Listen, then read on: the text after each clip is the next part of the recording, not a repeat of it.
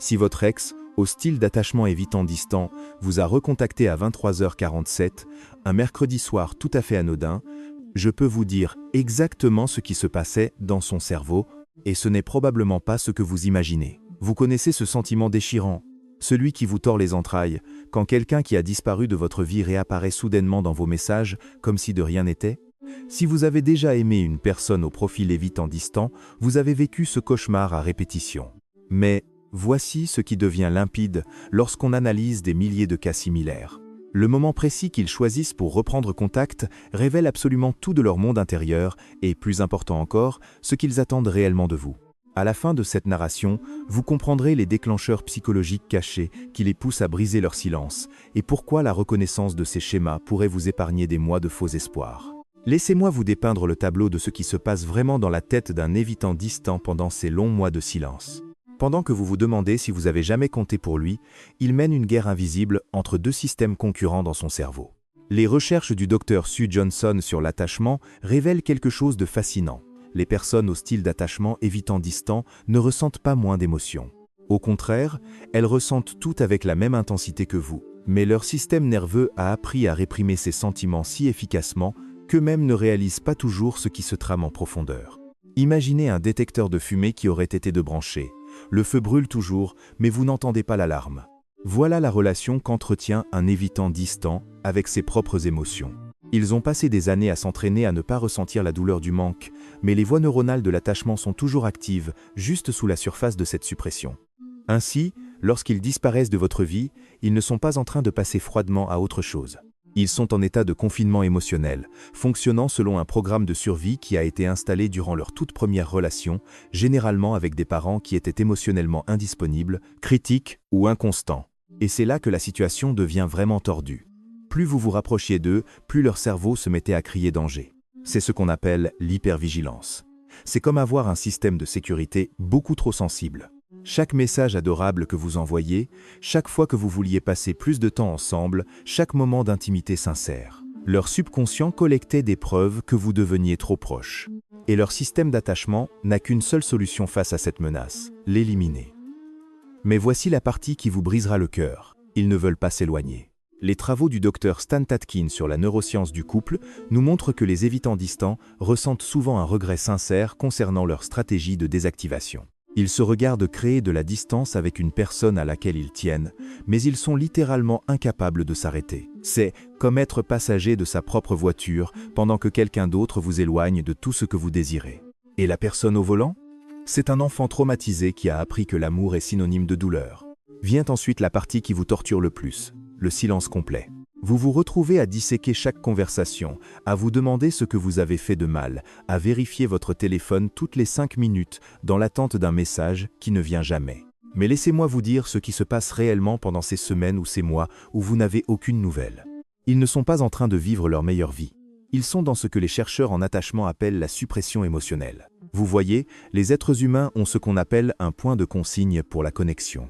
C'est comme un thermostat pour les relations. Quand les évitants distants prennent leur distance au début, ils ressentent un soulagement, car ils ont ramené leur température émotionnelle à un niveau qui leur semble sûr. Mais lentement, ce thermostat commence à signaler que quelque chose manque. Les recherches du docteur Amir Levine montrent que même les personnes les plus évitantes ont des besoins d'attachement. Elles ont simplement appris à les ignorer. C'est comme essayer de retenir sa respiration sous l'eau. Vous pouvez le faire pendant un certain temps, mais finalement, votre corps vous forcera à remonter à la surface pour prendre de l'air. Durant cette période, plusieurs choses se produisent dans leur sous-sol émotionnel. L'intensité des sentiments qui ont déclenché leur fuite commence à s'estomper. Ils commencent à éprouver ce que j'appelle une fin d'attachement. Les autres relations leur semblent creuses. Rien ne parvient tout à fait à combler l'espace que vous occupiez dans leur vie. C'est ici que ça devient vraiment intéressant. Il existe des déclencheurs psychologiques spécifiques qui semblent pousser de manière constante les évitants distants à finalement reprendre contact. Premièrement, le point d'activation de la solitude. Il y a un type de solitude bien particulier qui parvient à briser même les défenses les plus solides de l'évitant. C'est ce que les psychologues appellent la solitude existentielle. Cette conscience profonde, écrasante, que vous êtes fondamentalement seul au monde. Ce sentiment les frappe généralement lors de transitions ou de moments de calme. Peu, être tombe-t-il malade et n'ont personne pour leur apporter une soupe. Peu, Êtres ont-ils accompli quelque chose de grand au travail et n'ont personne de spécial avec qui le partager? Lorsque ce type de solitude frappe, vous représentez quelque chose de spécifique pour eux, la preuve qu'une véritable connexion est possible. Deuxièmement, la panique de la preuve sociale. Rien n'active un évitant distant plus rapidement que la preuve que vous êtes en train de tourner la page. S'ils vous voient avoir l'air heureux sur les réseaux sociaux, leur système d'attachement entre en mode crise. Attention, ce n'est pas de l'amour, c'est de l'insécurité d'attachement. Ils ont besoin de savoir qu'ils comptent toujours pour vous.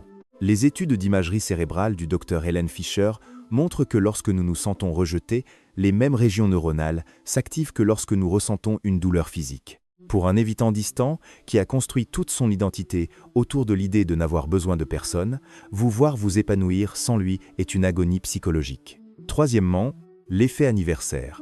Les évitants distants peuvent réprimer leurs émotions, mais ils ne peuvent pas réprimer leur mémoire. Votre anniversaire, l'anniversaire de votre premier rendez-vous, le jour où vous avez dit « je t'aime ». Ces marqueurs temporels émotionnels sont stockés dans leur cerveau, qu'ils le veuillent ou non. Ce qui rend cela particulièrement douloureux, c'est que ces moments déclenchent souvent un désir sincère, pas seulement une protection de leur ego. Ils se souviennent de ce que c'était que d'être aimé par vous. Et pendant une brève fenêtre, ce souvenir semble plus fort que leur peur. Le moment exact où un évitant distant choisit de reprendre contact est comme une empreinte digitale psychologique. Il révèle son véritable état émotionnel avec une précision saisissante. Il y a d'abord la fenêtre de vulnérabilité de 2 heures du matin. Les messages envoyés tard dans la nuit sont les communications les plus honnêtes sur le plan émotionnel que vous recevrez d'un évitant distant. Pendant ces heures, leurs défenses logiques sont affaiblies et la solitude brute perce à travers les murs qu'ils ont si soigneusement construits. Ces messages arrivent souvent après qu'ils ont passé du temps à faire défiler les réseaux sociaux, à regarder Netflix seuls ou à rester allongés dans leur lit, incapables de dormir parce que leur esprit ne cesse de penser à vous. Ensuite, il y a le retour à la réalité du lundi matin. Les messages envoyés en début de semaine font généralement suite à un week-end de solitude forcée. La solitude du week-end frappe différemment car elle les confronte au coût réel de leur indépendance. Pendant que tout le monde prépare le petit déjeuner du dimanche matin avec quelqu'un qu'ils aiment, ils mangent leurs céréales seuls. Et puis, il y a le phénomène du mardi aléatoire. Chose intéressante, les prises de contact les plus authentiques se produisent souvent lors de moments complètement ordinaires. Un mardi au hasard, à 14 heures, pas d'occasion spéciale, pas de déclencheur évident. Ce sont souvent les moments où leurs sentiments réprimés réussissent à se faufiler à travers leur défense lors d'un instant de quiétude. La façon dont ils formulent leur premier contact révèle tout de leur état émotionnel et de ce qu'ils espèrent obtenir de vous. Un message comme « Salut l'inconnu » ou « Ça fait longtemps ». Ceci est de l'autoprotection émotionnelle. Ils reconnaissent le temps qui s'est écoulé tout en gardant les choses suffisamment légères pour pouvoir nier toute intention profonde si nécessaire. Comment vas-tu? L'ouverture classique de l'évitant distant. C'est assez générique pour ne pas révéler qu'ils ont pensé à vous spécifiquement, mais cela vous ouvre la porte pour partager ce qui se passe dans votre vie. J'ai pensé à toi. Ici, ils entrent dans un territoire plus vulnérable. Cela admet que vous avez occupé un espace mental dans leur tête, ce qui va à l'encontre de toute leur identité de « je n'ai besoin de personne ». Tu me manques. C'est le niveau d'alerte rouge de la vulnérabilité. Pour qu'un évitant distant admette que quelqu'un lui manque, c'est comme admettre qu'il a besoin d'air pour respirer. Cela signifie généralement qu'ils sont en crise émotionnelle ou qu'ils ont entrepris un sérieux travail d'introspection. Alors, que signifie vraiment leur retour pour vous? C'est ici que je dois être brutalement honnête avec vous. Comprendre pourquoi les évitants distants reprennent contact ne signifie pas que vous devriez les accueillir à bras ouverts. Leur timing est dicté par leurs besoins émotionnels, pas par ce qui est sain pour vous. Ils ne vous recontactent pas parce qu'ils sont soudainement devenus capables de vous offrir l'amour sûr et constant que vous méritez. Ils vous recontactent parce que quelque chose dans leur monde intérieur a basculé et qu'ils ont besoin de quelque chose de votre part pour se sentir mieux. Si vous avez espéré et attendu ce message, le recevoir pourrait ressembler à une validation, la preuve enfin que vous comptiez pour eux. Mais rappelez-vous, ils vous contactent parce que leur système d'attachement a été activé, non pas parce qu'ils ont fait le travail en profondeur nécessaire pour être dans une relation saine. Avant de répondre, posez-vous ces questions difficiles. Ont-ils reconnu la douleur que leur disparition vous a causée? Reprennent-ils contact parce que vous leur manquez spécifiquement ou parce que le fait d'avoir quelqu'un qui les faisait se sentir moins seuls leur manque? Qu'espérez-vous obtenir en renouant le contact? Êtes-vous prêt? Et à ce qu'ils disparaissent à nouveau? La dure vérité est que la plupart des évitants distants reprennent contact pendant leur moment de vulnérabilité, remplissent leurs réservoirs émotionnels, puis se retirent à nouveau en lieu sûr, une fois qu'ils se sentent stables. Ce n'est pas personnel, c'est simplement le mode de fonctionnement de leur système nerveux. Quand un évitant distant brise enfin son silence et reprend contact, le moment choisi révèle tout sur ce qui le motive réellement. Que ce soit la solitude de 2 heures du matin, le fait de vous voir avancer dans votre vie ou la nostalgie des fêtes qui le frappe comme un camion, il réagit généralement à sa propre météo émotionnelle interne et non à une réelle préparation pour la connexion profonde que vous désirez. Comprendre ces schémas ne vise pas à les faire revenir. Il s'agit de protéger votre propre cœur tout en voyant la situation avec clarté. Leur style d'attachement a mis des années à se développer et ne changera pas simplement parce qu'ils vous ont envoyé un message tard dans la nuit. Vous méritez quelqu'un qui vous choisit de manière constante, pas seulement lorsque ces murs émotionnels se fissurent temporairement. Si cela vous a aidé à mieux comprendre votre situation, n'hésitez pas à vous abonner et je vous dis à la prochaine fois.